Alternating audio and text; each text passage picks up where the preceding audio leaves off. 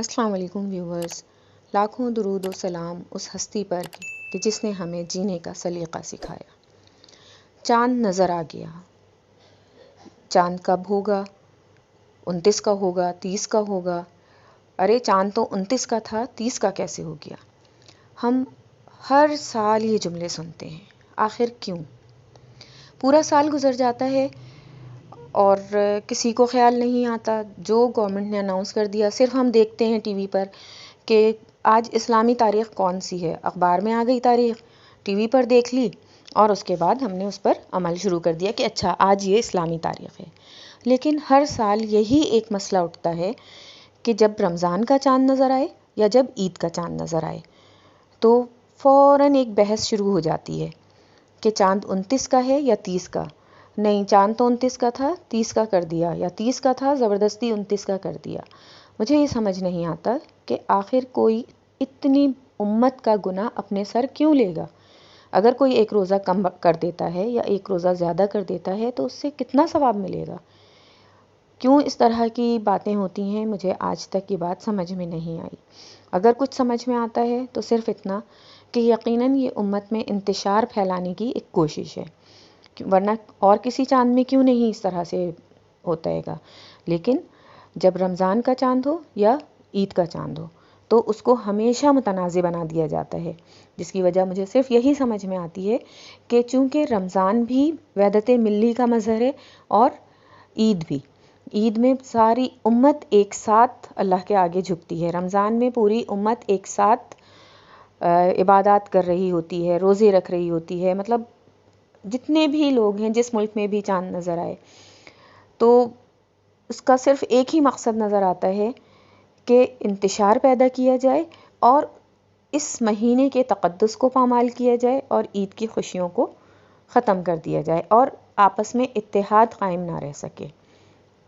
آپ کا کیا خیال ہے؟ مجھے ضرور کامنٹ باکس میں بتائیے گا کہ آپ کیا سمجھتے ہیں، کیونکہ ہر سال یہی مسئلہ ضرور اٹھتا ہے۔ ابھی اس سال بھی رمضان میں یہی ہوا کہ نہیں، چاند کا اعلان اتنی دیر سے ہوا ہے اور چاند زبردستی کیا گیا ہے، ایسا نہیں تھا، 30 کا چاند تھا، 29 کا نہیں تھا۔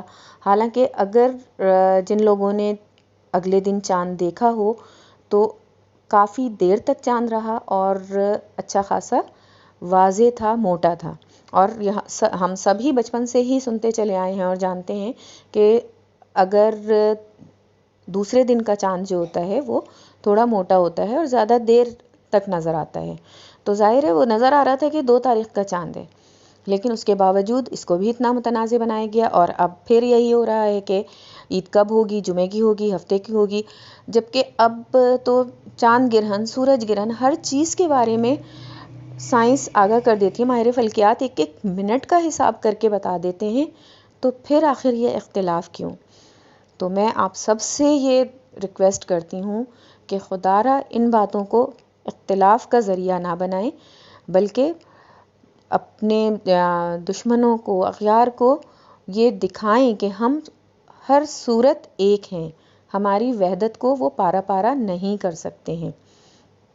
اور جو بھی گورنمنٹ اناؤنس کرتی ہے بہرحال اسی پر ہی ہم اپنے جو مذہبی تہوار ہیں وہ مناتے ہیں، لیکن اس کا مزہ کرکرا کر دیتے ہیں اس طرح کی باتیں پھیلا کر کے یہ صحیح ہوا ہے یا غلط ہوا ہے۔